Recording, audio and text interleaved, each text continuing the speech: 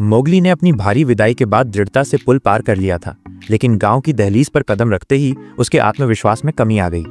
उसके सामने एक बिल्कुल नई और अजनबी दुनिया थी। ऊंचे टीन की छतें, कपड़े पहने लोग और पालतू जानवर जो भेड़ियों और बाघों की तरह नहीं दिखते थे। गांव के मुखिया ने उसे प्यार से स्वीकार किया और उसका नाम बदलकर नत्थू रख दिया, ताकि वो पूरी तरह गांव का हिस्सा बन सके। ये गांव ही अब उसका नया घर था, लेकिन ये बदलाव आसान नहीं था। पहली ही रात मोगली को नर्म बिस्तर पर बिल्कुल नींद नहीं आई। उसकी आंखें खुली थीं और वो जंगल की उन परिचित आवाज़ों, भेड़ियों की धीमी आहट, रात की हवा का पत्तों से सरसराना को याद कर रहा था। यहाँ केवल बर्तनों की खड़खड़ाहट और पालतू कुत्तों का भौंकना था। बेचैनी में उसने दरवाज़ा खोला और चुपके से जंगल की दिशा में देखा। उसने उम्मीद की थी कि उसे बघीरा या बल्लू की झलक मिलेगी, पर वहाँ सिर्फ घना स्याह अंधेरा था, जो अब उसके लिए एक विभाजन रेखा बन चुका था। अगले दिन गांव के लोगों ने मोगली को कपड़े दिए। उन कपड़ों ने उसे असहज कर दिया। वे उसकी जंगली त्वचा को कस रहे थे और पेड़ों पर सहजता से चढ़ने की उसकी आदत में बाधा डाल रहे थे। उसे स्कूल भी भेजा गया, जहां उसे घंटों जमीन पर बैठना, किताब पकड़ना और इंसानी भाषा के जटिल अक्षर सीखने पड़े, जबकि वो पशु पक्षियों की भाषा बिना किसी प्रयास के जानता था।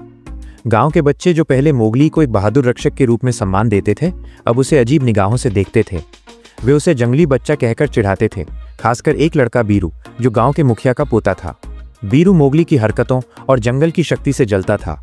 वो अक्सर मोगली के सामने जानबूझकर पालतू कुत्तों को पत्थर मारता था, ये जानते हुए कि मोगली को जानवरों का ऐसा अपमान पसंद नहीं आएगा।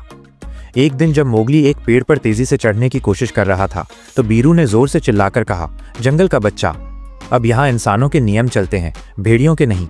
तुम कभी हम में से नहीं बन सकते। मोगली ने गुस्से में मुट्ठी भींच ली, पर अपनी नई पहचान और मुखिया की चेतावनी याद करके चुप रहा। मोगली की पुरानी आदतें गांव में लगातार मुसीबतें पैदा कर रही थीं। एक दिन वो गांव के जानवरों को खुले में और लापरवाही से घूमते देखकर चौकन्ना हो गया। एक गाय अचानक डरकर रस्सी तोड़कर भागने लगी।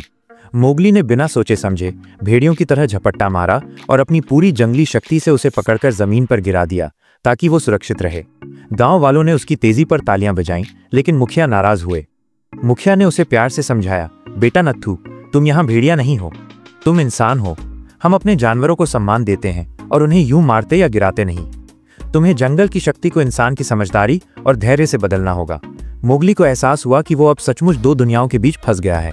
जंगल की शक्ति उसे गांव में शांति से रहने नहीं दे रही थी, और गांव के नियम उसे जंगल की तरह आज़ाद महसूस नहीं होने दे रहे थे। वो रात के अंधेरे में एक ऊंची चट्टान पर बैठता और जंगल की ओर देखकर बुदबुदाता, काश मैं फिर से वहीं होता, जहां कोई नियम नहीं, बस आज़ादी है। क्या मैंने गलत फैसला लिया? फिर एक रात गांव में अजीब सी बेचैनी फैली। रात के सन्नाटे में किसी ने एक विशाल काली परछाई को गांव के बाहर घूमते हुए देखा। ये आहट किसी साधारण जानवर की नहीं थी। अगली सुबह कुछ पालतू जानवरों के खून के निशान और गायब होने की खबर आई। बीरू ने चिल्लाकर पूरे गांव को डरा दिया, ये उस जंगली लड़के की वजह से है।